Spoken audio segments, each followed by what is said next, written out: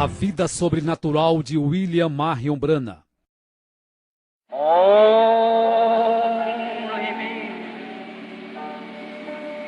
Only me. All things are possible.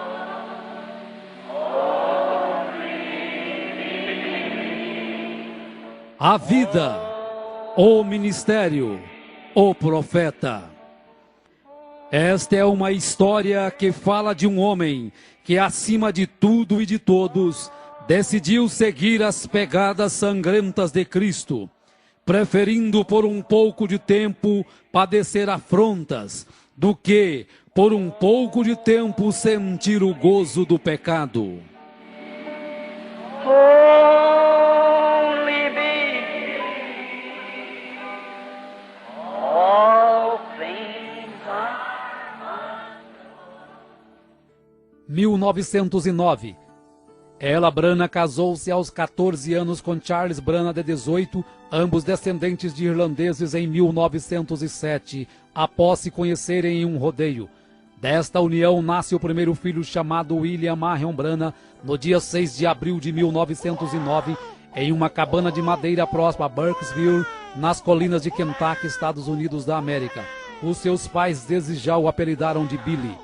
Na manhã do seu nascimento, por volta das 5 horas, quando Charles abriu a janela, havia um pássaro em um pequeno arbusto ao lado cantando, e uma luz amarela esverdeada entrou girando e pairou sobre sua cama. A sua avó e duas vizinhas que tinham feito o parto não souberam responder para sua mãe o que era aquilo.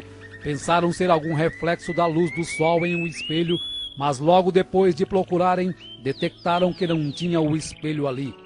Pelo trabalho frequente de lenhador, Charles era obrigado a estar longe de sua esposa e filho durante a semana. Naquele outubro de 1909, um temporal o encurralou em um acampamento longe de casa. Ela, 4 meses grávida de seu segundo filho, preocupava-se enquanto seu suprimento ia se acabando. Vários dias após a tempestade passar, um senhor que era vizinho percebeu que já não estava mais saindo fumaça da cabana dos Branhams. Então resolveu ver o que havia acontecido. Ele bateu, mas não teve resposta. Quando ele tentou abrir a porta, percebeu que estava trancada por dentro. Com muito esforço, conseguiu forçar a abertura da porta. O que ele encontrou no interior o fez estremecer. Ela e seu bebê estavam amontoados na cama, quase mortos de frio e fome. Apressadamente o vizinho agarrou o machado e foi até a floresta. Voltando com suficiente lenha para aquecer a cabana, sem encontrar comida, foi até sua casa e retornou com o máximo de mantimentos que podia carregar. Isto foi o que os manteve vivos até a chegada de Charles. 1910. Em março de 1910, Charles e Ella Branham tiveram seu segundo filho, Edward Branham. 1911. No início de 1911, Ella Branham deu à luz ao seu terceiro filho, que se chamou Henry Branham. No outono deste ano, Charles estava numa festa quando houve uma briga. Um robusto valentão chamado William Yarbrough derrubou um amigo de Charles no piso, pulou sobre ele, puxou sua faca e estava prestes a cravá-la em seu coração, quando Charles com uma faca lhe perfura o peito e o deixa sangrando, porém ainda vivo. E assim, no espaço de uma tarde, Charles Branham desapareceu, deixando sua esposa sozinha na mata para defender-se por si própria e a seus 3 bebês. Billy tinha 2 anos e meio, Edward tinha 1 ano e meio e Henry tinha apenas 6 meses. Nesta idade de 17 anos, Ella Branham percebeu que Charles havia deixado uma parte dele mesmo com ela. Ela estava grávida novamente. 1912. Na primavera de 1912, quando Billy estava com um pouco mais de 3 anos, a sua primeira visão aconteceu. Ele estava bem atrás de sua casa brincando com seu irmão mais novo, Edward. Quando ele percebeu que havia um pássaro de peito ruivo cantando em uma árvore ali perto, ele deu um passo à frente e o pássaro voou, e de onde o pássaro estava veio um som como um vento agitando as folhas. Então uma voz estrondou da árvore, uma voz humana muito clara, a qual disse: Você viverá perto de uma cidade chamada New Albany. Billy, assustado, correu e contou para sua mãe e perguntou onde era este lugar. E sua mãe logo respondeu que era uma cidade indiana, cerca de 160 quilômetros de onde moravam. Porém, sua mãe não acreditou naquela história. Várias semanas depois, chega uma carta de Charles dizendo que ele havia encontrado trabalho fixo numa cidade chamada Utica, em Indiana, e que esta cidade se localizava a 16 quilômetros a nordeste de... Ela Branagh parou repentinamente e olhou com espanto a seu filho com 3 anos de idade. Como poderia ser isto? Rapidamente Billy pergunta: Onde, mamãe? Onde é Utica? Ela disse lentamente: Billy, nós vamos morar a 16 quilômetros a nordeste de New Albany, Indiana. Em maio de 1912 nasce o 4º filho do casal, chamado Melvin Branagh. 1913. Na primavera de 1913, Charles consegue um emprego em Jeffersonville, Indiana, com um dono de destilaria. Apesar de receber pouco, tinha a vantagem de morar sem precisar pagar aluguel. Sua cabana situava numa colina de frente para o rio Ohio e a aproximadamente 5 quilômetros de New Albany.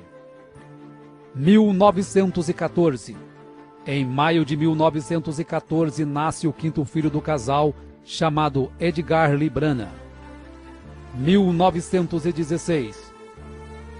Em setembro de 1916, Billy, com 7 anos, e Eduardo, com 6, começaram a estudar na escola Utica Pike, que era uma típica escola rural de uma única sala. A senhora Temple seria a professora deles por muitos anos. O primeiro uniforme de Billy foi uma improvisação de um paletó que era de Charles, e ela Branagh o costurou e fez umas calças. Nesta época, Billy começou a perceber que sua família era pobre, pois todas as crianças se vestiam melhor e comiam sanduíches, doce ou bolo para a sobremesa, enquanto ele comia somente feijão e alguns dias não comia coisa alguma. Nesta época, apesar de gostar muito de pescar com seus colegas, Billy foi forçado a deixar a pesca e participar do plano de seu pai de fabricar uísque escondido, pois naquele estado não era permitido o consumo de bebida alcoólica. Charles então fabricava escondido e vendia para alguns vizinhos sedentos de bebida. Numa tarde, quando Billy foi buscar água para seu pai fabricar o uísque, parou no meio do caminho para descansar à sombra de uma grande e prateada árvore de álamo. Lágrimas escorridas misturadas com poeira estavam estampadas em seu rosto quando algo aconteceu. Aparentemente parecia ser apenas o barulho do vento soprando entre as folhas da árvore. Olhou para cima e as folhas não estavam em movimento. Tampouco havia sequer sinal de vento. Levantou-se, caminhou uma pequena distância, olhou novamente para cima. Então ouviu aquele ruído novamente e notou que bem no meio da árvore havia um redemoinho do tamanho de um barril agitando seus galhos, e o vento parecia estar soprando sobre as folhas de um lugar específico da árvore. E o barulho já estava bem mais forte.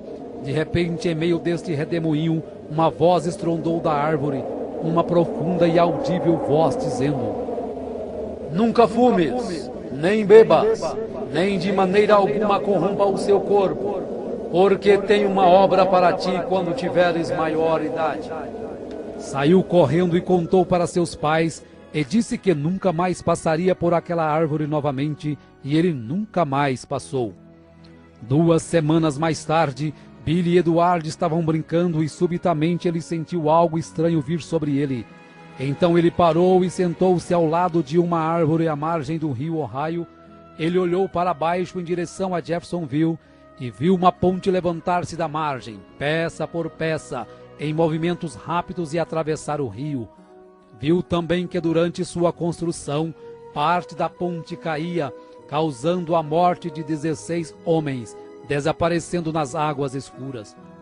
Novamente, quando ele conta a história para sua família, ninguém acredita, a não ser sua mãe, que começa a ligar os fatos desde o seu nascimento. 1917. 1917 foi um difícil ano para Billy na escola. Muito pobre, sem condições de uniforme digno, sem sapatos para usar. Um dia a professora ficou curiosa em saber por que Billy insistia em usar um casaco em um dia tão quente. Como ele não estava com camisa por baixo, disse que estava com frio.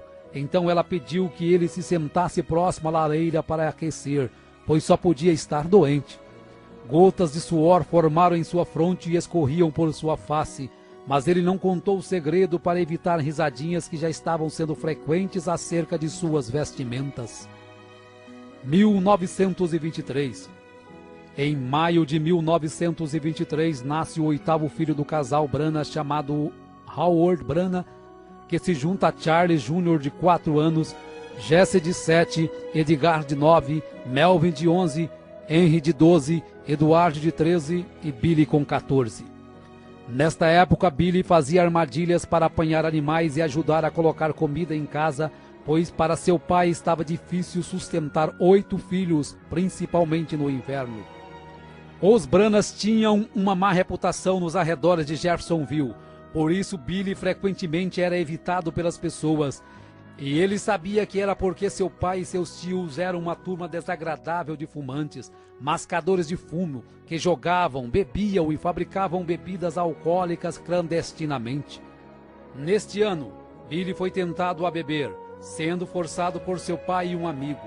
Quando Billy não aceita, seu pai o chama de marica.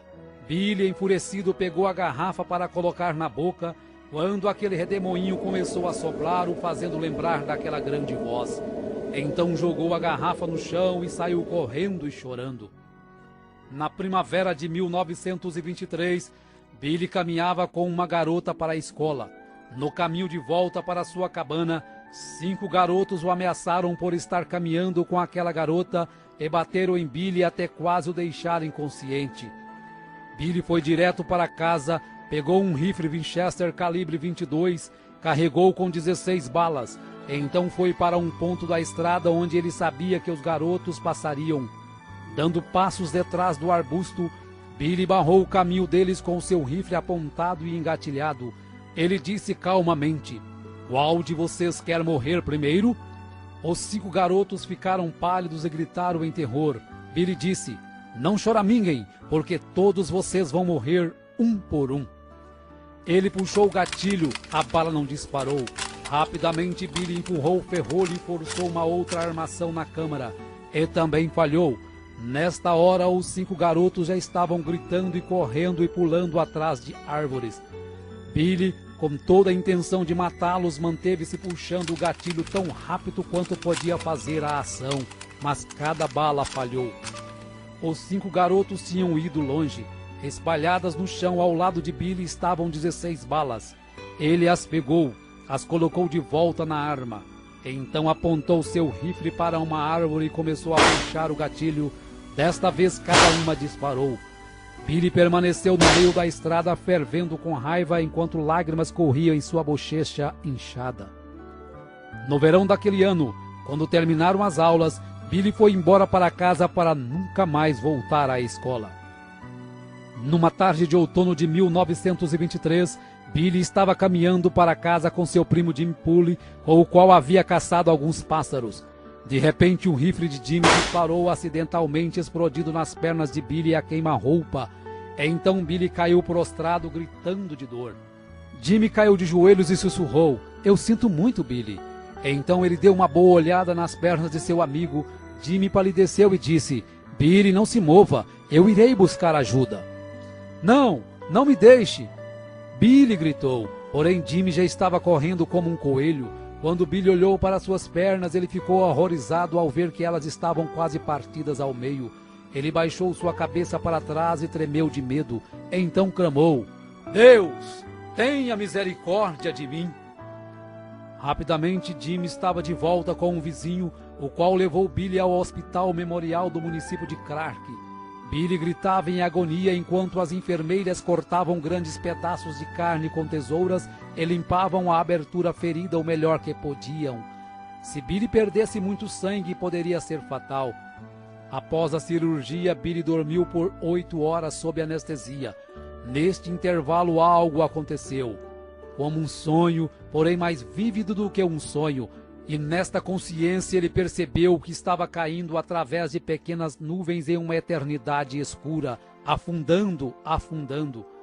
Então, debilmente, já muito fraco, ele ouviu ruídos e gemidos. Assim que caía, o som aumentava até que estivesse todo ao redor dele. Gemidos e gruídos. Agora faces apareciam na escuridão, faces de mulheres, faces horrorosas com gangrenas de cor esverdeadas ao redor de seus olhos e bocas torcidas, gemendo. Billy clamou: ó Deus, tenha misericórdia de mim, tenha misericórdia. Se tu somente me permitires voltar e viver, eu prometo a ti que serei um bom garoto. E num instante ele estava de volta no quarto do hospital. Após 7 meses, as pernas de Billy não haviam melhorado.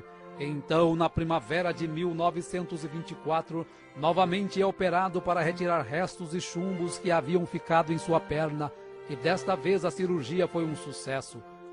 Foi neste ano, numa de suas saídas para a floresta, que Billy descobriu a caverna de Greens Mill, onde ele se encontraria com Deus no futuro. 1926. Em meados de 1926, Billy conhece uma garota e, pensando ser diferente das outras, marca um encontro e saem para dar uma volta de carro. Parou em uma lanchonete para comprar sanduíches e, quando ele volta, encontra a garota fumando, a qual ele pensava ser uma boa moça e alguém cuja companhia seria mais apta a desfrutar. Para ele isso foi um choque. Ela o convida a fumar, porém quando ele não aceita, ela o chama de marica.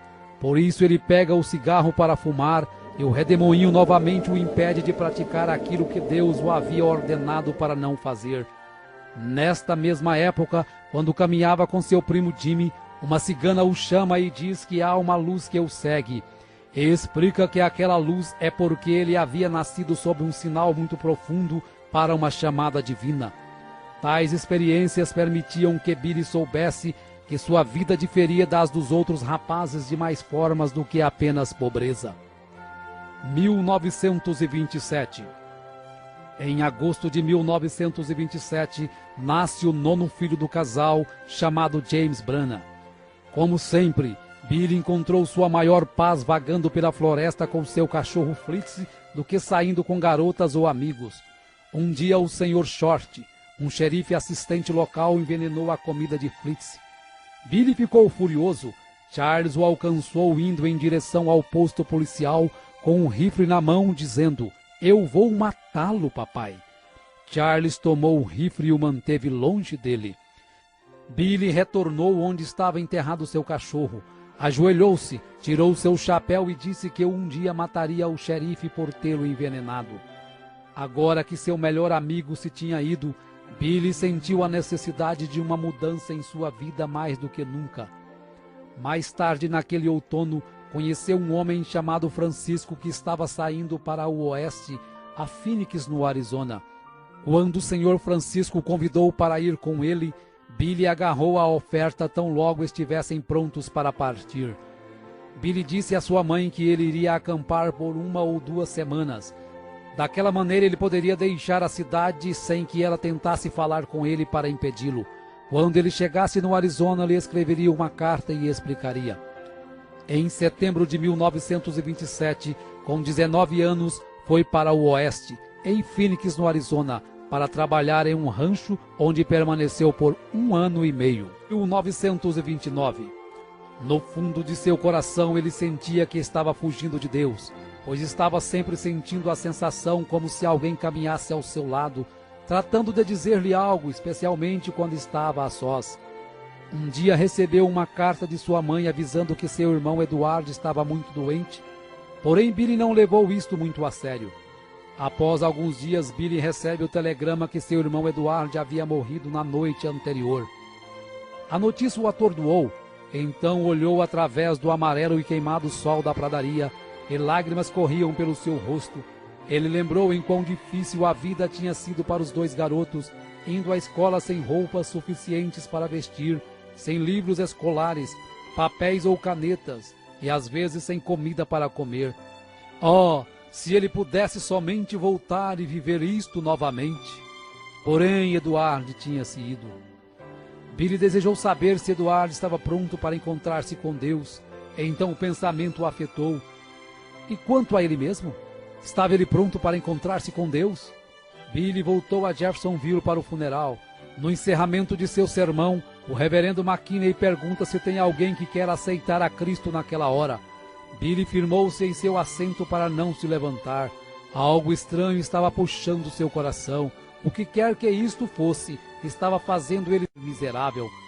Após o funeral, Billy permaneceu em Indiana. Logo ele conseguiu um trabalho em uma companhia de serviço público de Indiana. Em novembro de 1929, Ella Branham deu à luz ao seu 10º e último filho, que finalmente foi uma menina e se chamou Dolores Branham. Nesta época, Billy recebeu uma proposta extra de emprego, desta vez de ser guarda florestal do estado de Indiana.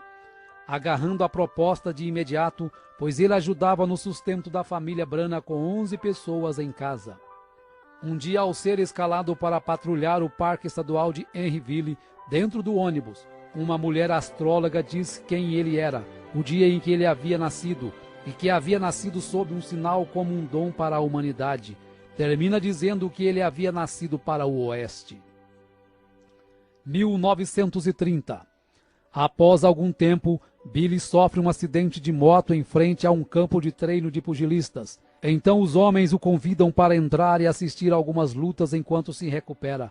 A partir de então começa a tomar gosto pelo boxe e inicia os treinamentos com George Smith, que era então conhecido por 6 segundos, por derrotar um adversário no ringue em 6 segundos.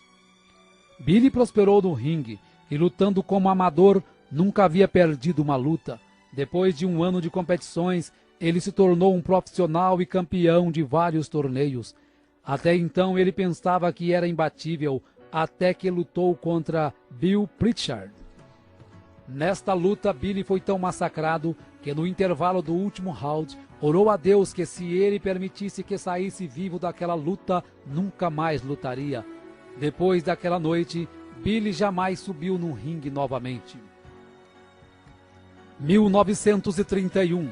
No outono de 1931, Billy, com 21 anos de idade, foi acometido de acidez estomacal devido ter se asfixiado com gás em seu trabalho em New Albany, ficando muito ruim. Seu estômago rejeitava quase tudo o que tentava comer. Então, após passar por especialistas em Louisville, Kentucky, os médicos disseram que era apendicite e que ele tinha que ser operado. Muito embora ele nunca tivesse sentido nenhum sintoma dessa enfermidade, permitiu que fizessem a cirurgia. Nervoso e assustado, ele queria alguém perto dele durante a operação que soubesse orar, sentia estar chegando ao fim de sua carreira. Embora não tivesse jamais bebido, fumado ou se corrompido de alguma forma, tinha a consciência de que não estava pronto para se encontrar com Deus. Após a cirurgia, deitado e completamente consciente, Billy sentiu seu pulso se tornar mais fraco a cada minuto. Foi quando o quarto do hospital começou a escurecer como se fosse um grande bosque. Ele podia ver o vento soprando entre as folhas. Ele começou a ter a sua terceira visão. As folhas que ele escutava eram as mesmas que sopravam naquela árvore de álamo naquele dia.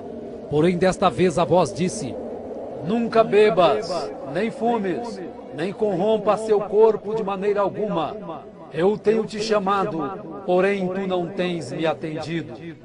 Estas palavras se repetiram por 3 vezes. E então disse: "Senhor, se és tu, permita-me voltar de novo à terra, e pregarei teu evangelho desde os terraços e esquinas das casas. Eu contarei a todo mundo sobre isto." Quando esta visão passou, ele já se sentia melhor. Durante o inverno de 1931, sua condição continuou piorando. Seu estômago rejeitava quase tudo o que tentava comer. Seus olhos haviam desenvolvido astigmatismo e por isso não conseguia ler sem espessas lentes. Os médicos já haviam concluído que sua condição era sem volta e prescreveu uma rígida dieta. A partir deste momento ele começou a buscar a Deus, começou a ler a Bíblia sistematicamente e quanto mais lia, mais encorajado ficava. Foi de igreja em igreja para ver se alguma fazia chamada de altar como faziam antes e para sua tristeza não encontrou nenhuma.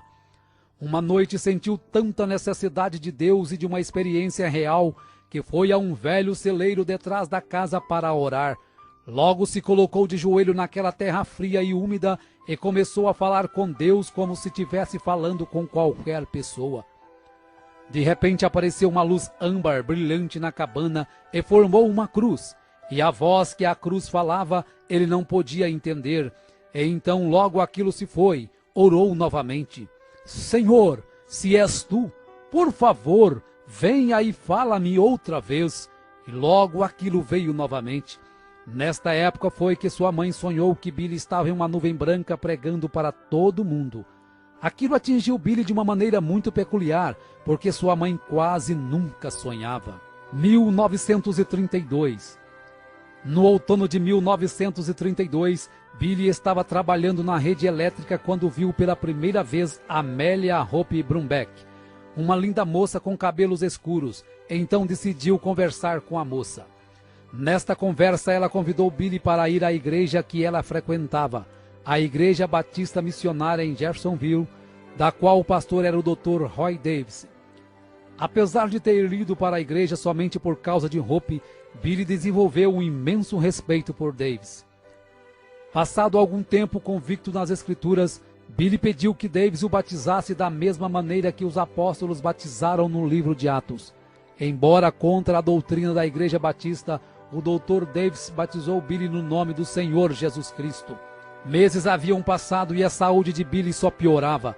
Ao ler algumas escrituras na Bíblia, correu até a casa do Dr. Davis pedindo que ele ungisse com óleo e orasse por ele, e voltou para casa regozijando e reivindicando sua cura. Naquela noite jantou feijão, cebolas e pão de milho. Sua mãe ficou esperando que ele morresse, pois o médico havia pedido para ele não comer nada sólido. Aquela comida descia para o estômago e voltava várias vezes, mas ele voltava a engolir. E assim foram por vários dias, lutando para comer, e os sintomas continuavam. Pouco a pouco, nos próximos meses, sua condição foi melhorando, até que eventualmente ele podia comer qualquer coisa que quisesse. Seu astigmatismo também melhorou, até o ponto de não precisar mais usar óculos. Ele vibrou de alegria e sua confiança na promessa de Deus aumentou. Próximo ao Natal de 1932, William Branham, com 23 anos de idade, é ordenado como um ministro do Evangelho de Jesus Cristo pelo Dr. Roy Davis. Logo depois de seu chamado ao ministério, começou a trabalhar em New Albany no setor público de saneamento. Um dia, quando estava numa casa vazia, ajoelhou e teve a visão de um senhor de cor chamado Sr. Merrill, de 65 anos, deitado numa cama de hospital, todo quebrado por ter sido atropelado. Ao contar a visão para um amigo, este o conduziu ao hospital, que estava um homem semelhante ao que Billy retratou. Chegando lá, Billy se apresentou e orou pelo homem, e de repente, milagrosamente, contra a vontade das enfermeiras e dos parentes, o Sr. Merrill se levanta e sai andando do hospital no mesmo instante, exatamente como a visão havia lhe mostrado. Numa outra visão, Billy viu uma mulher que há 17 anos não podia andar. Então Deus o encaminhou até a casa desta mulher, e quando Billy orou por ela, no mesmo momento ela se levantou de sua cama e andou. Billy foi para casa entusiasmado e contente sobre estas maravilhosas visões que estavam sendo precedidas de tais milagres. 1933. Durante 24 anos, Billy havia vagado sem objetivo algum através de sua própria solidão espiritual. Agora, pela primeira vez na sua vida, estava comendo alimento verdadeiro carregado de nutrição espiritual. No início de 1933, pregou seu primeiro sermão na Igreja Batista. Nesta época, Billy batizou sua mãe com 39 anos em nome do Senhor Jesus Cristo. Uma noite após toda a sua família estar dormindo, Billy saiu para orar e teve a visão de um homem celestial com vestes brancas. Ao contar a visão ao Dr. Davis e ao reverendo McKinney, eles aconselharam que Billy se afastasse disso, pois era obra do inimigo. Porém, Billy continuava tendo as visões e havia tomado com seriedade o novo ministério, pregava em todos os lugares que passava. Uma das primeiras pessoas que guiou a Cristo foi o Sr. Short, o oficial que tinha envenenado ao Fritz, seu cachorro de caçada. Billy pregou na Igreja Batista por apenas 3 meses, até que um desacordo por não concordar com o Dr. Davis em ordenar mulheres para o púlpito, o forçou a se desligar da Igreja Batista. Tão logo alugou um salão maçônico para as reuniões, as pessoas começaram a se converter e já o consideravam como seu pastor. Em junho de 1933, alugou uma tenda de circo para uma campanha de avivamento em Jeffersonville. No domingo antes de começar a campanha, Billy recebe as 7 visões do que aconteceria com o mundo nos próximos anos. Inspirado por estas visões, Billy pregou com grande aflição nas noites da campanha, e isto fez com que cada dia as pessoas lotassem mais a tenda, ao ponto que numa escola dominical, Billy pregou para aproximadamente 1000 pessoas. Ao terminar, fez o apelo para quem queria render sua alma a Cristo e ser batizado. Era 11 de junho de 1933. William Branham deixou a tenda rumo ao rio Ohio com mais de 1000 pessoas o seguindo. Destas, 200 pessoas para serem batizadas. Quando o irmão Branham batizava a 17ª pessoa, uma bola de fogo desceu sobre sua cabeça e dela uma voz familiar saiu. Assim como João Batista foi enviado como precursor da minha primeira vinda, tua mensagem precursará a minha segunda vinda. Margie, uma professora de escola dominical conhecida do irmão Branham, estava por ali em seu bote à margem do rio, usando apenas roupas sumárias. O irmão Branham pediu que ela se retirasse, porém ela começou a ridicularizar o batismo até quando viu a luz celestial e, num desespero, caiu de costas e bateu a cabeça, ficando demente para o resto da vida. Após a campanha, o salão maçônico alugado já não suportava mais a quantidade de pessoas que frequentavam as reuniões. Então o irmão Branham orou até que Deus mostrou para ele um terreno pantanoso na esquina da rua 8ª com a rua Penn. Em julho de 1933, os alicerces foram levantados e a pedra angular colocada, juntamente com um tambor, com moedas, lembranças, petições e a folha da Bíblia do irmão Branham em 2 Timóteo 4, de acordo com o que o anjo mandara ler. Em setembro de 1933, é finalizada a construção do tabernáculo Branham. Mesmo tendo sua congregação, o irmão Branham continuou frequentando a Igreja Batista para escutar o Dr. Davis e principalmente para ver Hope. 1934. Após alguns meses de timidez, tentativas e mais tentativas, Billy havia encontrado na sogra uma barreira para o seu casamento. Porém, no Sr. Charles, seu sogro, ele encontrou todo o apoio para realizar o seu sonho de se casar. Billy e Hope, enfim, se tornaram noivos e após alguns meses se casaram no dia 22 de junho de 1934, ele com 25 anos e ela com 21. 1935. No dia 13 de setembro de 1935, nasce o primeiro filho do casal, chamado Billy Paul, e em outubro deste mesmo ano se cumpre a primeira das 7 visões. Mussolini invade a Etiópia. Alguns dias depois, o irmão Branham se sente atraído pelos pentecostais ao assistir um de seus cultos. 1936. Em junho de 1936, quando regressava de uma pescaria, ao atravessar o rio Mishawaka, viu uma grande multidão que se reunia para os cultos. Foi aí então o seu primeiro relacionamento com os pentecostais. Eles estavam se reunindo ali para uma convenção. Eram pessoas bem expressivas. Tudo isso era novo para ele, pois não sabia que classe de pessoas era aquela. No culto da noite se apresentou como evangelista William Branham. Quanto mais aquele povo pregava, mais ele sentia que talvez havia algo nisso. Decidiu então ficar para o culto do dia seguinte. No outro dia, ao acabar de chegar, ele é convidado para trazer a mensagem da parte da manhã. Com muita timidez começa a pregar, e quando se vê está no pátio de fora com os pastores o convidando para avivamentos em vários lugares do país, pois estavam todos emocionados com sua mensagem. Ao avisar a mãe de Hope desta missão, ela o censura dizendo que são um monte de lixo e que ela não permitiria sua filha com tais pessoas. Deste modo, o irmão Branham ignora o primeiro chamado de Deus para um evangelismo a nível nacional para dar ouvidos à sua sogra. Em 27 de outubro de 1936, nasce Sharon Rose, a segunda filha do irmão Branham com Hope. Este nascimento para William Branham foi o último raio de felicidade a tocá-lo durante muitos anos, apesar de não saber. Em novembro deste ano, as escuras nuvens para William Branham começam a acumular-se. Primeiro morre sua cunhada, em seguida Charles Jr., seu irmão é morto em um acidente automobilístico. Seu pai sofre um ataque do coração em 30 de novembro de 1936, vindo morrer dias depois nos braços de William Branham. Felizmente se converte nos últimos instantes da vida. 1937. Chuvas torrenciais começaram a cair sobre Jeffersonville. Hope havia pegado uma forte pneumonia.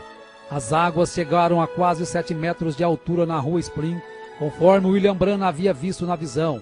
Muitas pessoas morreram durante e após a enchente, dentre elas Hope no dia 24 de julho de 1937 e sua filha Sharon Rose no dia seguinte com apenas 8 meses de vida. Ele sentiu-se responsável por estas mortes. Seguiu aí um tempo duro e traiçoeiro de sua vida, e Satanás começou a trabalhar em sua mente. Mas ele soube vencer o inimigo dizendo: Senhor, tu as destes para mim, e tu as tomastes. Bendito seja o nome do Senhor. Se tu tomares a mim, ainda te amarei. A sua viuvez causava-lhe grande sofrimento. Sentia que a vida não tinha nada a lhe oferecer. Tudo para o qual ele vivia estava no outro lado do mundo. Em casa, estava como sua esposa havia deixado, trazendo-lhe sempre a lembrança dela. Porém, ele reconheceu que foi a vontade de Deus, pois ele tinha um plano em sua vida, e todos esses sofrimentos e tragédias pela qual ele passou, foi um propósito de Deus de lhe trazer ao lugar onde ele pudesse usá-lo. Tamanho foi o seu sofrimento e a saudade que um dia não pôde suportar. Estava em seu trabalho mexendo com alta tensão, começou a tirar a sua luva para pôr a sua mão nos fios com tensão de 2.300 volts. Mas a misericórdia de Deus o livrou, e quando acordou, estava sentado no chão ao lado do poste com suas mãos levantadas. Ele mesmo disse que Deus estava protegendo o seu dom e não a ele. Em um outro dia desses estava tão deprimido que tirou um revólver e disse: Senhor, eu não posso aguentar mais. E orando o Pai Nosso, pôs um revólver na sua cabeça e apertou o gatilho o mais que podia, porém a arma não disparava. Finalmente, quando ele lançou a um lado a arma, ela disparou furando a parede e disse: Senhor, o que fiz? Tu nem sequer me deixas morrer? Ajoelhou-se e disse: Senhor, se tu não me ajudares, não sei o que farei. Estás me partindo em pedaços. De repente caiu num profundo sono onde teve a visão da sexta dimensão, onde ele viu sua pequena Sharon, já uma bela jovem com mais ou menos 18 anos, e sua esposa Hope em seu palácio. E quando ele se aproximou, ela lhe mostrou a cadeira que ele não pôde pagar e os credores haviam lhe tirado lá na terra. Então ela disse que esta estava paga. A visão terminou quando Hope o pediu para não se preocupar, pois ela e Sharon estavam melhores do que ele. O rio Ohio efetivamente tinha medido aproximadamente 7 metros por cima da rua Spring durante a inundação de 1937. Exatamente como o anjo lhe tinha mostrado que seria, o tabernáculo Branham, o qual não estava longe, também tinha recebido um batismo. Quando as águas baixaram, todos os móveis do tabernáculo estavam virados para cima, a não ser o púlpito, que se posicionou de volta no lugar exato em que estava, na posição vertical e voltado para a congregação. A noite anterior à inundação, Billy tinha deixado sua Bíblia aberta na parte superior do púlpito.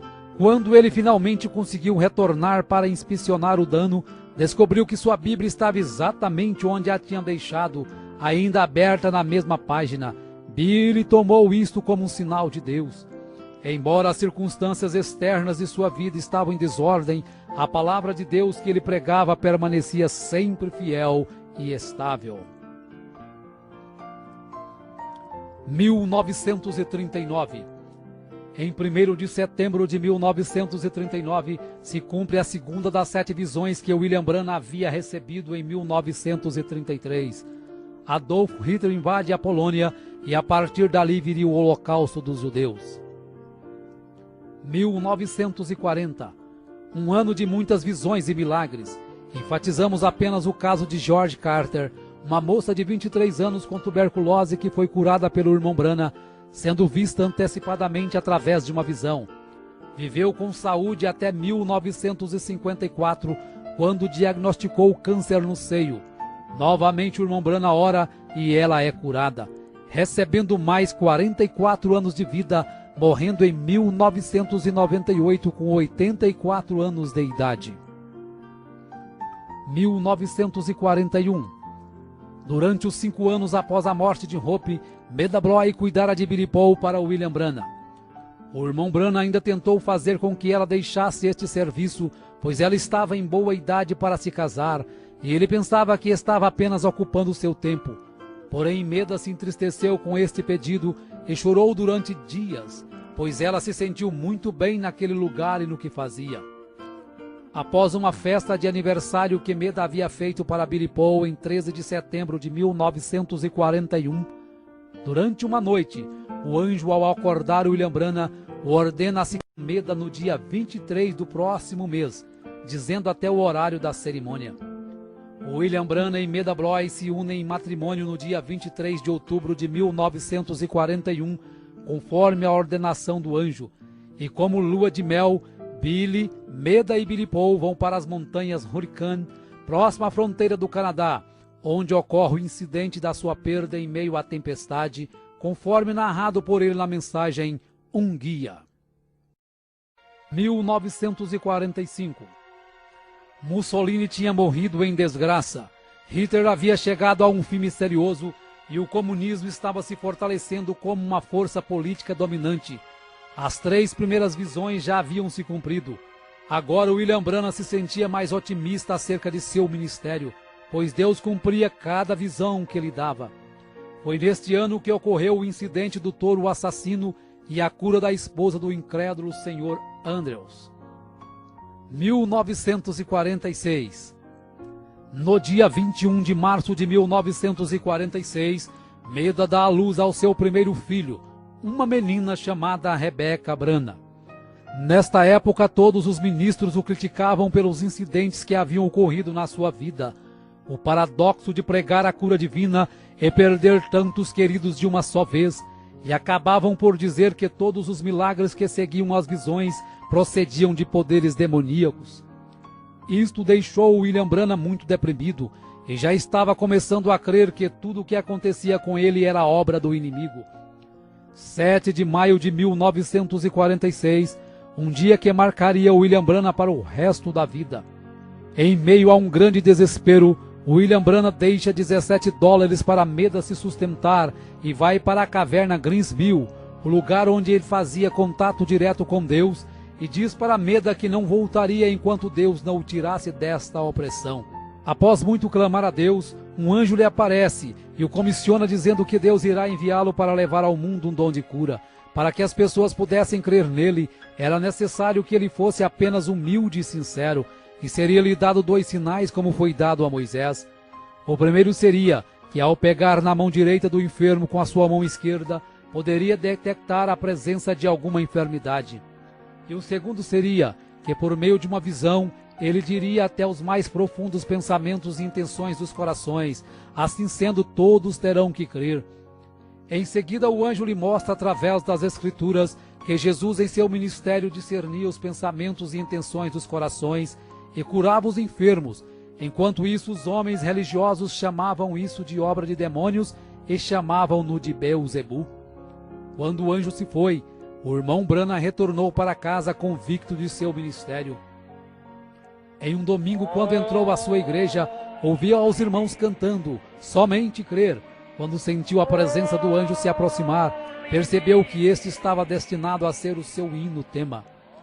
Passado alguns dias, William Branham procura o Dr. Roy Davis para contar acerca da sua comissão, e novamente o Dr. Davis diz que ele está apenas cansado e que foi apenas um sonho. Mesmo com a falta de incentivo, o irmão Branham estava determinado a seguir a comissão do anjo. Neste ano ele começa a exercer os sinais que a ele foi dado pelo anjo. Pessoas começam a procurá-lo para serem curadas. Através do primeiro sinal, do pegar na mão direita da pessoa enferma, curas e milagres começaram a acontecer. Um dia, o pai de uma criança curada por William Branham o convida para uma semana de avivamento e cura em St. Louis. E durante as reuniões em St. Louis, o irmão Branham fazia a chamada de altar para as pessoas que estivessem enfermas recebessem a oração da cura. No término da semana, os ministros de St. Louis estavam perplexos ao verem tantos prisioneiros serem libertos, câncer desaparecer, tuberculose sumir, surdos ouvirem, cegos verem, aleijados andarem, e por isso pediu para que o irmão Branham ficasse mais uma semana. Após 11 dias de cultos, o irmão Branham teria tocado e orado por mais de 1000 pessoas.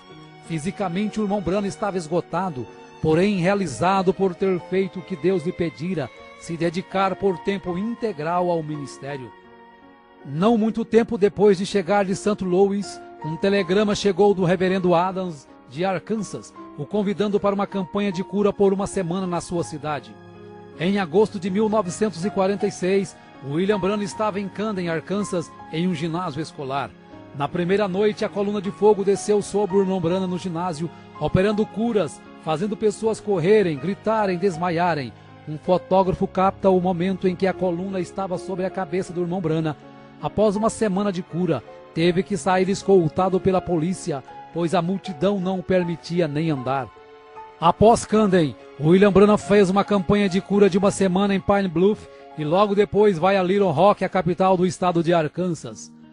Do verão até o outono de 1946, William Branham pregou através de Arkansas sem parar, sem tempo para descanso. Eram comuns reuniões acabarem às 3 horas da manhã, e após os cultos, quando o irmão Branham exausto começava a cochilar, o telefone tocava, e do outro lado da linha uma pessoa enferma precisando de oração, e mesmo a quilômetros de distância dali, o irmão Branham nunca desprezou nenhum pedido de oração, indo até o enfermo e fazendo a oração da cura.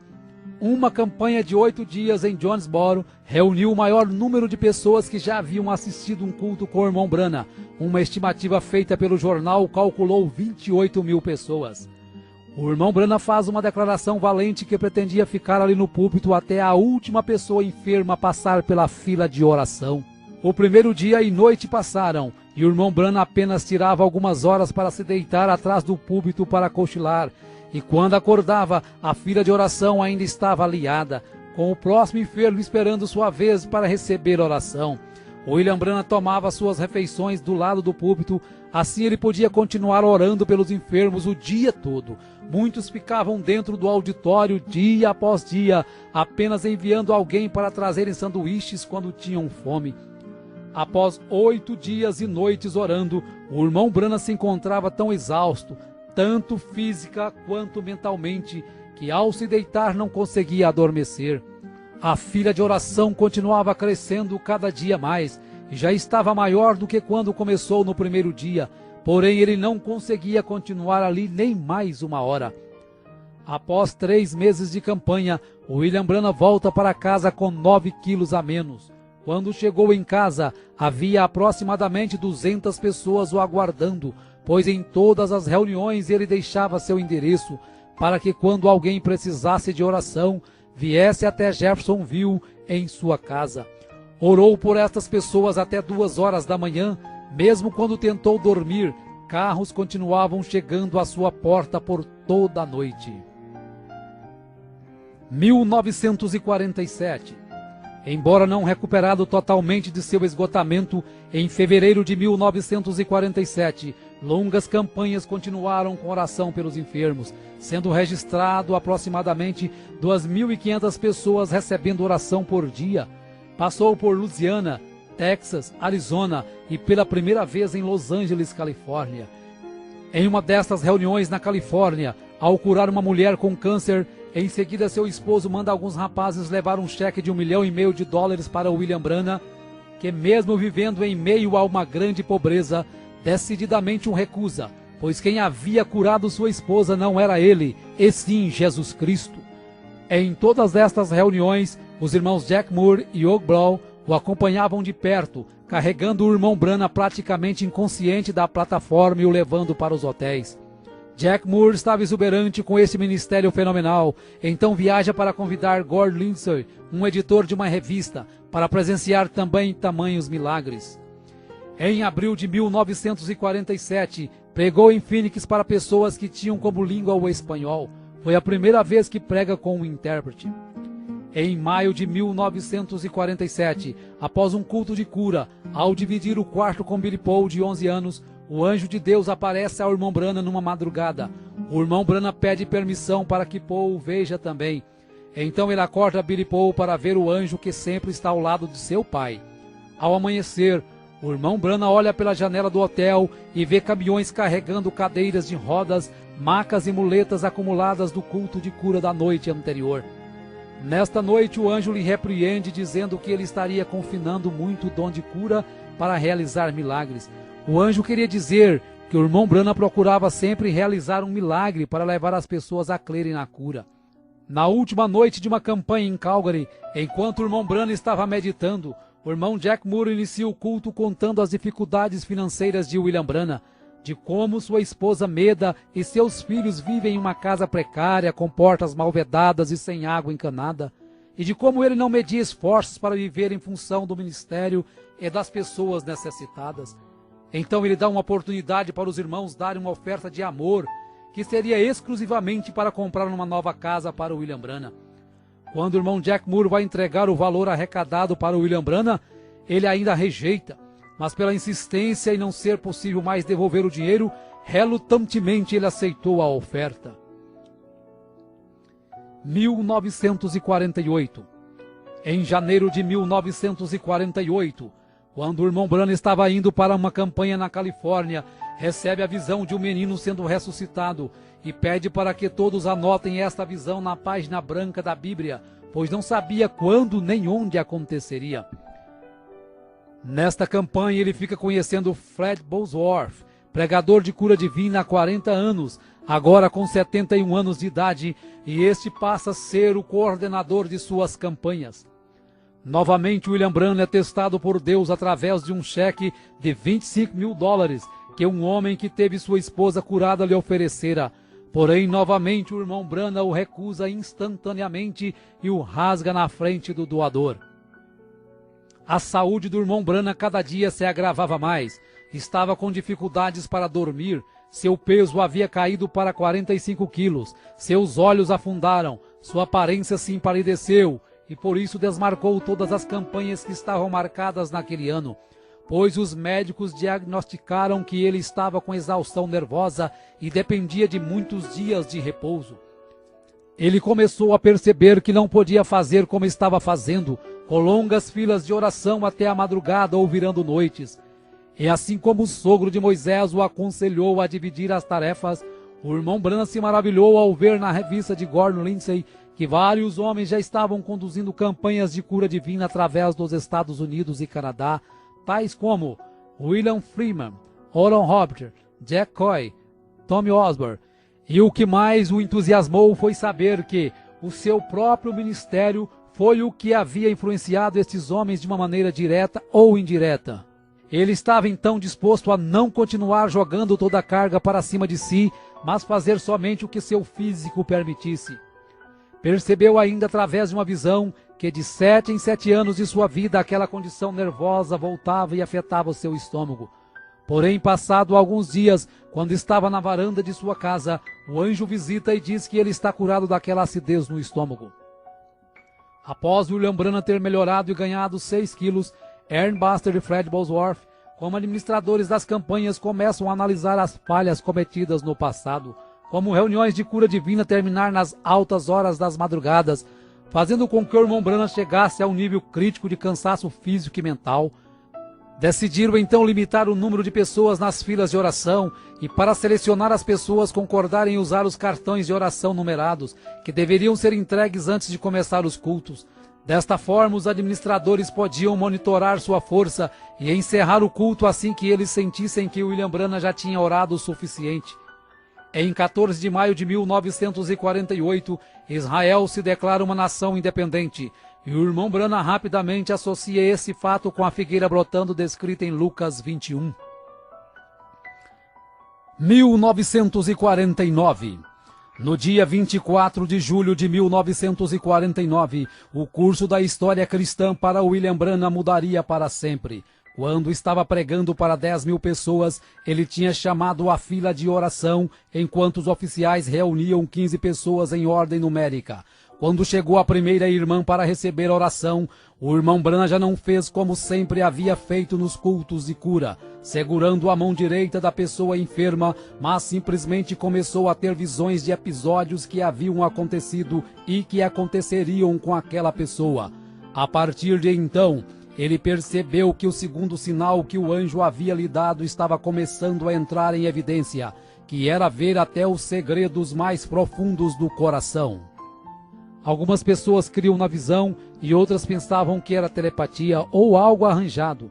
Numa campanha em Windsor, com aproximadamente 8.000 pessoas, no final da fila de oração, um jovem sem enfermidade tenta desmascarar o irmão Branham. Diz que tem tuberculose e que quer ser curado. Porém, Deus mostra a trama ao irmão Branham e ele diz que a partir daquele momento o jovem teria realmente tuberculose para o resto da vida. Isto leva o jovem ao desespero, porém já é tarde demais. Aquelas visões o enfraqueciam muito, por isso 20 visões por noite já faziam o irmão Branham tremular de fadiga. Milhares de cartas chegavam de vários lugares com pedidos de oração. Não sendo mais possível atender tantas cartas, ao ler o livro de Atos no capítulo 19 e ver que o apóstolo Paulo orava pelos lenços, ele sentiu de fazer o mesmo. Porém, como não tinha condições de comprar tantos lenços, ele cortava um grande lençol em pedaços, orava por cada um, e seus administradores, Fred Bosworth e Ernie Buster, enviava por carta de volta para cada pedido de oração, explicando na carta para o enfermo que deveria guardar seu pano orado na Bíblia na passagem de Atos 19. Não passou muito tempo quando começaram a chegar cartas com testemunho das pessoas que haviam recebido os panos orados. Uma campanha em Fort Wayne, Indiana, quando acabara de curar uma criança com pólio, a organista, ao ver isto, levantou suas mãos e gritou, enquanto sobrenaturalmente as teclas do piano continuaram sozinhas a tocar o mesmo hino. Nesta mesma noite que John Ryan, um velho homem cego, é curado, porém sua cura só é efetivada alguns dias depois, quando estava na barbearia. 1950. Em janeiro de 1950, os administradores do irmão Branham agendaram uma campanha de 17 noites em Houston, Texas. Embora muitos ministros da cidade contribuíram para as reuniões, Dr. Best, um ministro local, colocou um grande anúncio no jornal criticando o irmão Branham e a cura divina. Dr. Best queria um desafio em público para provar que cura divina não existia. Então o irmão Branham envia Fred Bosworth em seu lugar para o debate que aconteceria no Coliseu Sam Houston, no Texas. O William Branham assistiu o debate em um lugar do auditório disfarçado, e após Bosworth e Best muitos se debaterem, o anjo se aproxima do irmão Branham e fala para ele descer até a plataforma. Era 24 de janeiro de 1950, e o Dr. Best havia contratado alguns fotógrafos do estúdio Douglas para desmascarar o irmão Branham como impostor, e quando o irmão Branham começou a falar sobre o seu nascimento sobrenatural e o dom de cura que Deus havia lhe dado, aquele ralo de luz desceu e pairou sobre sua cabeça. Enquanto isso, os fotógrafos rapidamente aproveitam para fotografar o momento em que a luz estava sobre ele.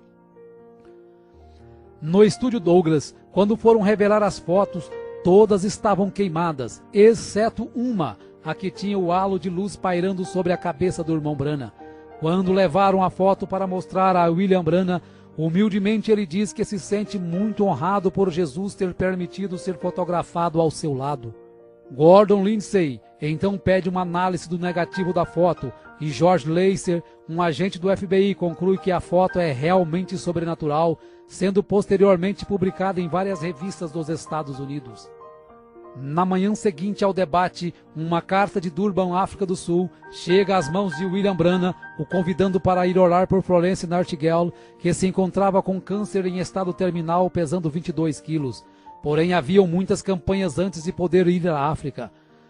No dia 6 de abril de 1950, William Branham, Ernie Buster, Jack Moore, Gore Lindsay e Howard Branham embarcam em um avião rumo a Londres, Inglaterra, para orar pelo rei George VI. Quando desembarca, fica sabendo que Florence Nightingale estava ali também. pois ela havia ficado sabendo da sua passagem em Londres. Após orar pelo rei, foi até o lugar que estava Nightgall, orou por ela e disse que quando Deus a curasse, seria o sinal de que ele deveria ir até Durban, na África do Sul. Porém, o anjo lhe avisou também que havia uma armadilha preparada para ele nesta campanha da África. Em 14 de abril de 1950, William Branham aterrissa na Finlândia para uma campanha. Em 21 de abril, após o almoço, quando estavam descansando, percebe um acidente no qual um carro havia atropelado 2 garotos. Um havia morrido instantaneamente e o outro estava em coma no hospital. Após alguns minutos observando, estavam todos muito abalados, inclusive o irmão Branham. Sem perceber, algo começa a deixar o William Branham inquieto, e quando começa a olhar em volta, pede para que Lindsay e Murray olhem rapidamente na página branca de suas Bíblias acerca da visão que ele havia contado na América. Então começam a folhear a Bíblia e lentamente leem o que eles tinham escrito 2 anos antes. Cabelo castanho, olhos castanhos, entre 8 e 10 anos de idade, pobremente vestido em roupas estrangeiras, desfigurado devido a um acidente, uma terra com pedras sobrepostas e árvores, e percebem que é exatamente a cena que havia sido descrita na América. Então o irmão Branham se sente confiante e corajosamente desafia a todos os homens e mulheres que ali estavam, dizendo: se este garoto não viver nos próximos poucos minutos, vocês podem prender uma placa em minhas costas dizendo que eu sou um falso profeta. Se ajoelhe durante a oração, aquele pequeno garoto que outrora estava morto e desfigurado se colocava de pé em perfeito. Após alguns dias, cura também a outra criança que havia sido atropelada e estava em coma no hospital. Em seguida, a comitiva Branham vai até a Suécia, depois Noruega e retorna ao Texas.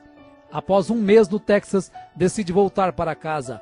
Ao partir de Dallas, no Texas, fortes tempestades o obrigam a pousar em Memphis e o avião fica em terra por 18 horas, enquanto o irmão Branham sai para curar o filho de uma senhora de cor que havia passado a noite orando. Mais tarde, William Branham recebeu 2 cartas que o tocou profundamente. Uma era do Dr. Roy Davis se desculpando das críticas que havia feito no início de seu ministério. A segunda era de Florence Nightingale, que tinha sido curada em Londres. Ela estava enviando seu testemunho detalhando sua firme recuperação do câncer do estômago. Nos 6 meses que tinham se passado, o peso dela tinha subido de 22 para 70 quilos. William Branham se lembrou da oração que ele fizera dizendo que quando o Senhor curasse aquela mulher, isto seria um sinal para ir numa campanha de cura em Durban, África do Sul. 1951. No dia 19 de março de 1951, nasce sua segunda filha com a irmã Meda, seu nome é Sarah Branham. Em 22 de julho de 1951, quando estava numa campanha em Toledo, Ohio, ao sair para almoçar, o irmão Branham tem a visão do arco-íris de sangue depois de ter condenado aquelas pessoas no bar. Volta e conduz a mulher que estava vestida indecentemente a Cristo. No dia 6 de outubro de 1951, a comitiva de William Branham aterrissa em Johannesburg, África do Sul. Johannesburg estava sendo abalada pelo profeta William Branham. Cada reunião estimava-se aproximadamente 15 mil pessoas. Quando Ernest Baxter o avisou que estariam partindo para outras cidades do sul, o anjo mostra ao irmão Branham que ele não deveria ir embora de Johannesburg agora. Deveria ficar em Johannesburg por mais 2 semanas e logo depois, mais 10 dias numa caçada com Sidney Jackson, um homem que ele conheceria dias depois. Após isto, deveria ir direto a Durban e ficar o tempo que Deus quisesse que ele ficasse. Foram muitas horas de discussão para tentar convencer os coordenadores da campanha acerca do que Deus havia lhe dito, porém de nada adiantou, pois o comitê organizador já havia gastado muito dinheiro nos anúncios e estavam dispostos a continuar um roteiro independente do que o irmão Branham dissesse. O irmão Branham então foi orar a Deus, e quando estava orando à noite em seu quarto, recebe a visita do anjo que diz para ele ir para as cidades do sul com os coordenadores, conforme eles tinham programado. Porém, esta era uma vontade permissiva de Deus, e ele sofreria muito por isto. Nesta hora, William Branham recorda da visão quando o anjo lhe fala da armadilha que estava preparada para ele na África.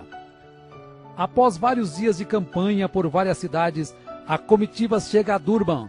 em 20 de novembro de 1951. O abdômen de William Branham doía muito e logo ele percebeu que era por sua desobediência.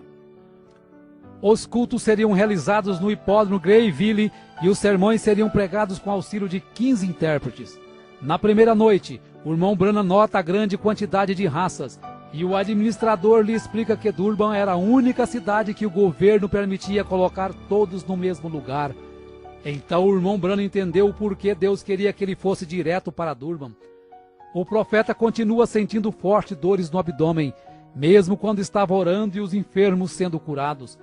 Ele pedia para ser curado também, mas não era respondido, e se viu merecedor daquela rejeição pela desobediência. Em um momento chegou a ser tirado da plataforma chorando de dor. Todos os recordes de frequência estavam sendo quebrados naquelas reuniões. No culto de domingo à noite, estimou-se aproximadamente 50.000 pessoas. Foram tantas curas e libertações que quando o prefeito da cidade chamou o irmão Branham na janela do hotel, ele ficou atônito vendo 7 caminhões de gado abarrotados de cadeiras de rodas, muletas, macas e aparelhos, sendo seguidos por uma multidão de nativos de todas as tribos, ombro a ombro, sem inimizade, cantando somente crer, tudo é possível, somente crer. Durante 10 semanas na África, a comitiva William Branham tinha conduzido 120 cultos em 11 cidades, com a frequência de 500.000 pessoas e 10.000 pessoas sendo conduzidas a Cristo pelo batismo. Tudo isso exigiu que o irmão Fred Bosworth continuasse na África por mais um mês para ajudar aos ministros locais a estabelecerem os novos convertidos a Cristo. 1952. O irmão Branham estava vivendo semanas em um estado miserável com muita dor. Recebe o diagnóstico de uma amebíase invasiva, que era a terceira pior enfermidade que existia. No final de fevereiro de 1952, ele retorna ao médico, que diz que o seu estado está cada vez pior e que se as amebas caírem em sua circulação sanguínea e chegar ao seu cérebro ou seu coração, ele viveria apenas mais 10 horas.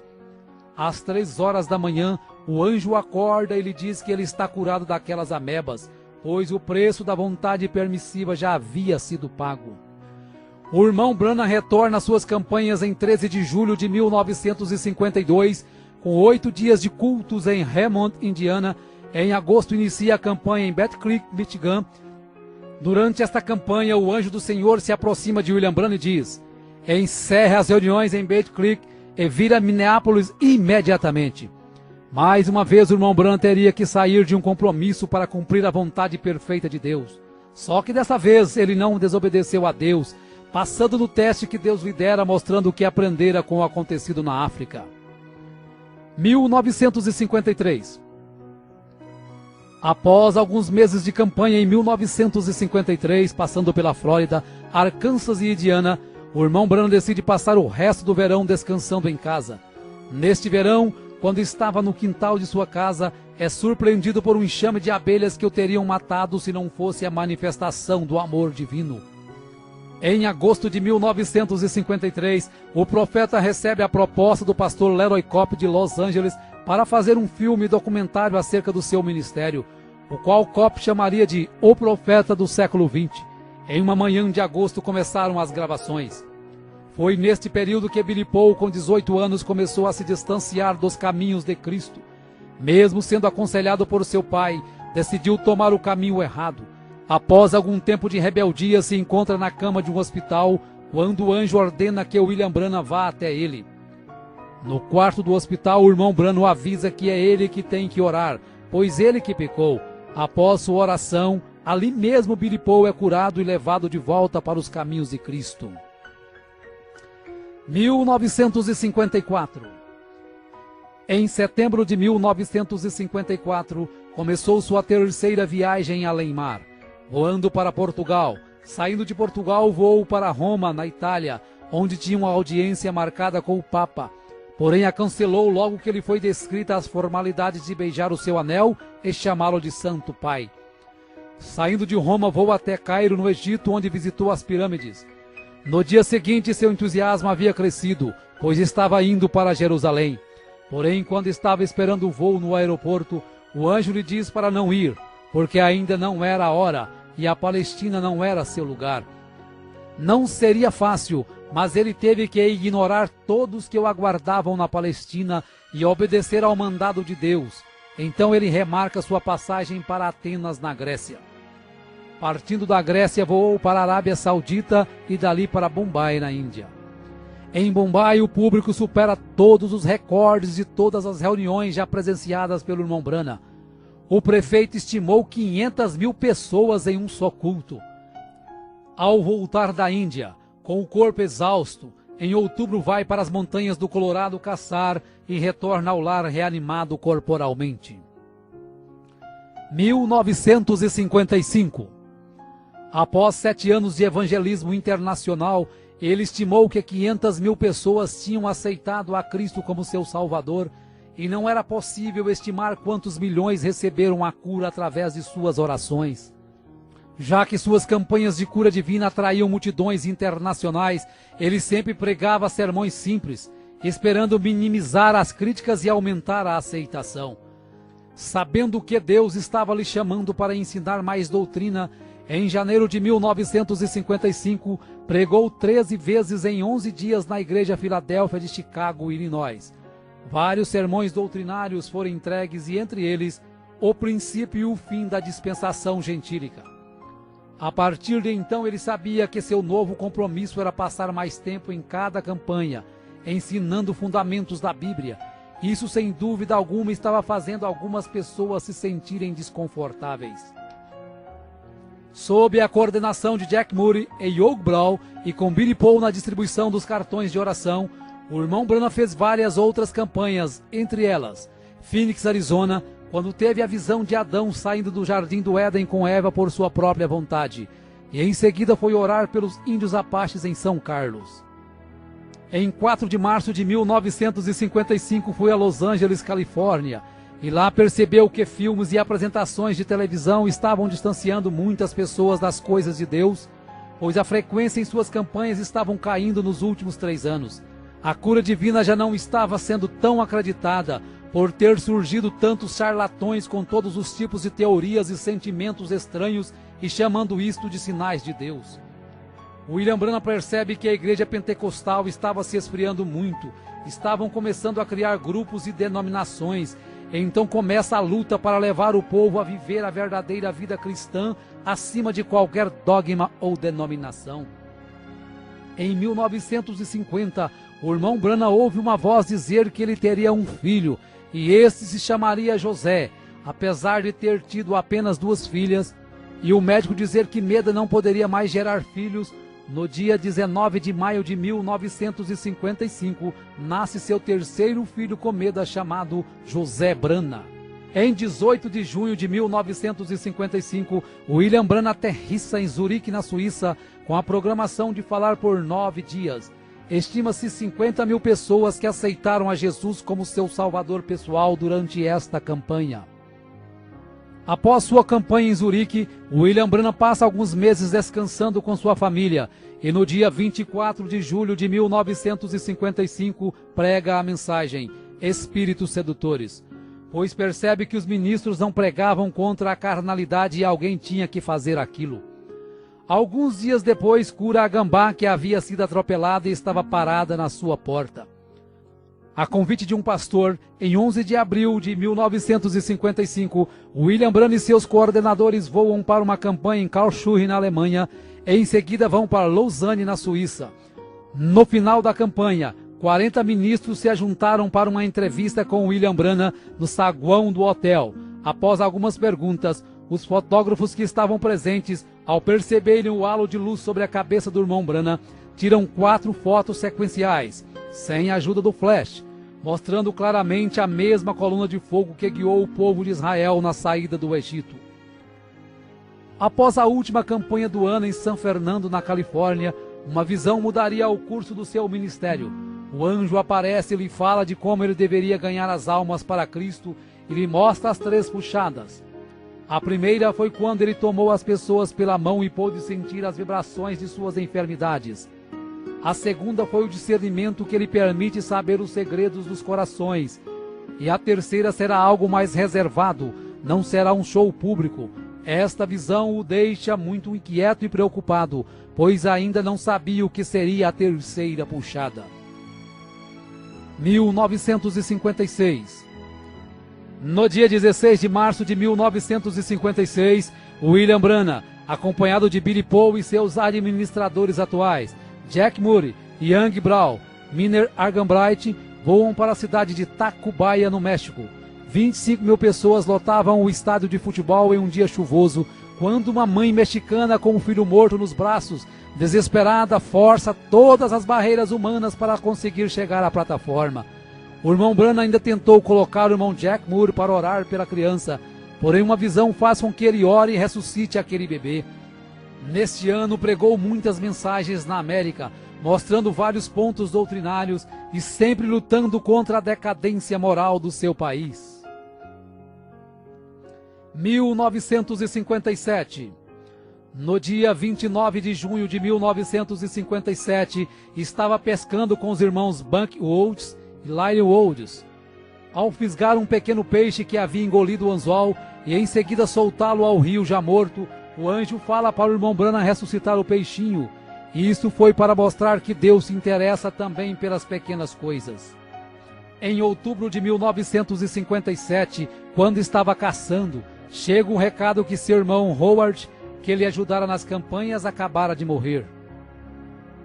Após o funeral de Howard, William Branham vai para Lakeport, na Califórnia, para uma curta campanha.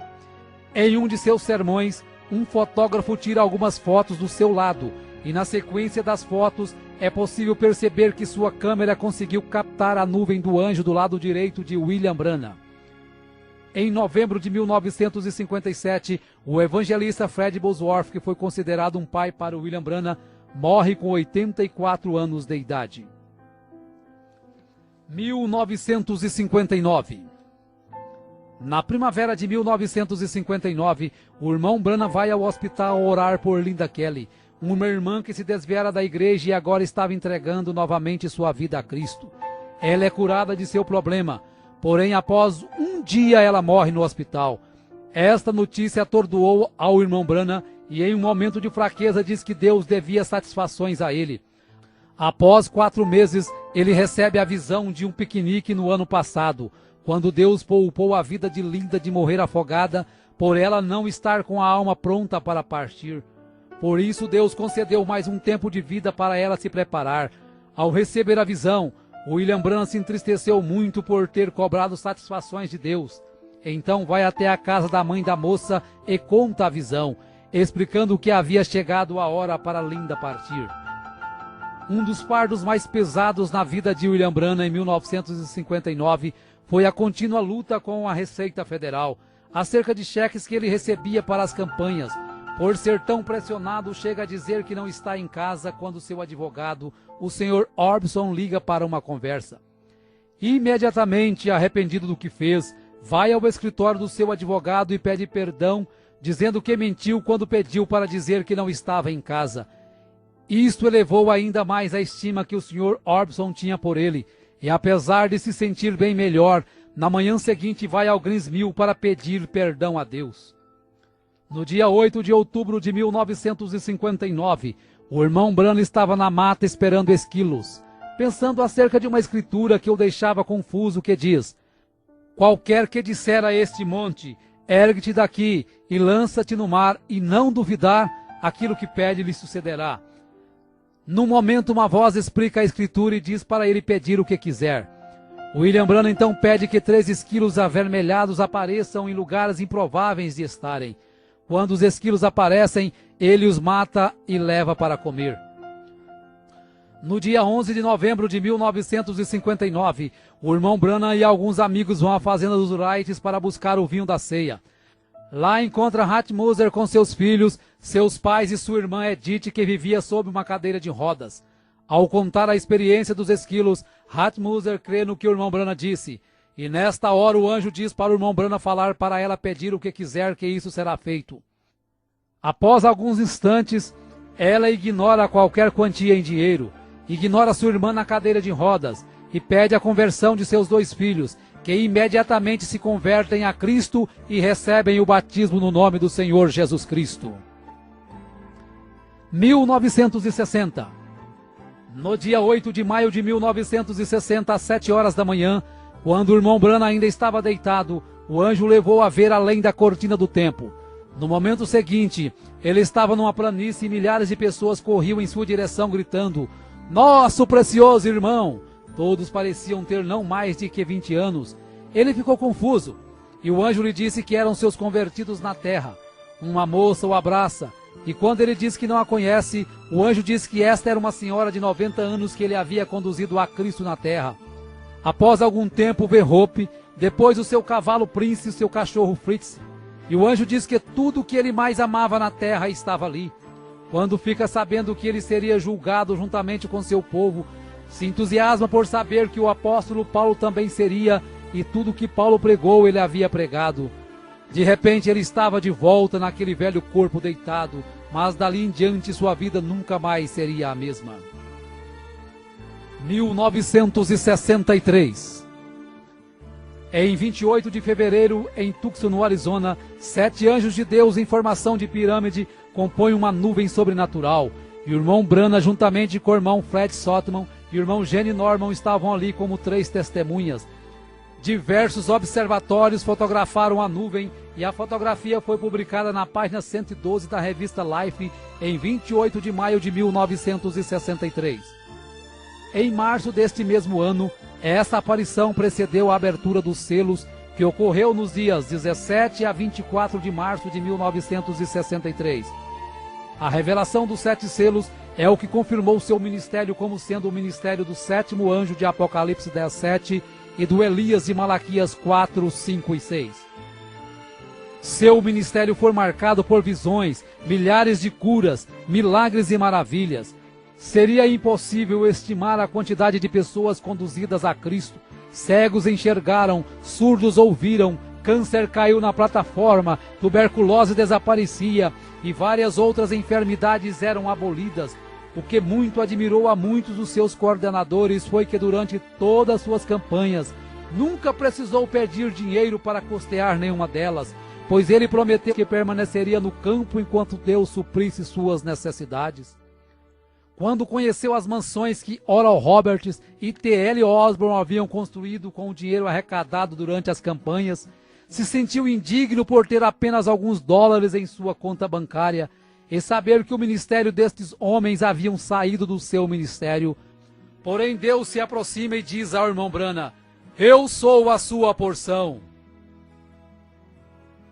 1965. No dia 18 de dezembro de 1965, o irmão Branham estava retornando de Tucson, no Arizona, a Jeffersonville, Indiana, e havia programado ao retornar pregar sobre um tema intitulado A Trilha da Serpente. Na viagem estava Billy Paul com sua esposa Lois, seu filho Paul e José Branham em um carro, e no outro carro logo atrás estavam William Branham com sua esposa Meda e sua filha Sarah. Era aproximadamente 7:30 da noite, quando o carro do irmão Branham colidiu de frente com outro veículo, conduzido por 2 mexicanos embriagados, que estavam dirigindo na contramão e com o farol esquerdo queimado. Quando Billy Paul olhou no retrovisor e percebeu o acidente, volta e encontra morto um dos rapazes mexicanos, e sua família em estado muito grave presa às ferragens. Billy Paul pediu para seu pai falar a palavra e ele sairia daquelas ferragens imediatamente. Porém, o irmão Branham disse que o dom era para ser usado para os outros e não para si mesmo. Tanto que, ao saber que Meda estava morta, colocou a mão sobre ela e a ressuscitou ali mesmo no local. Quando o corpo de William Branham em coma deu entrada no hospital, muitas pessoas que estavam internadas até mesmo na UTI foram curadas instantaneamente. Apesar de todos os esforços, o irmão Branham veio a falecer no hospital 6 dias depois do acidente. As irmãs Meda e Sarah, com algumas fraturas, receberam alta alguns dias depois. O irmão Branham morreu aos 56 anos de idade, em 24 de dezembro de 1965, às 5 horas e 49 minutos. E como era o seu desejo, Billy Paul, juntamente com os irmãos que estavam ali no hospital na hora da notícia do seu falecimento, tiraram os chapéus e cantaram uma estrofe do hino: somente crer, tudo é possível, somente crer. O irmão Brana foi sepultado alguns meses depois, em abril de 1966. Porém, sua morte não pôs fim a seu ministério.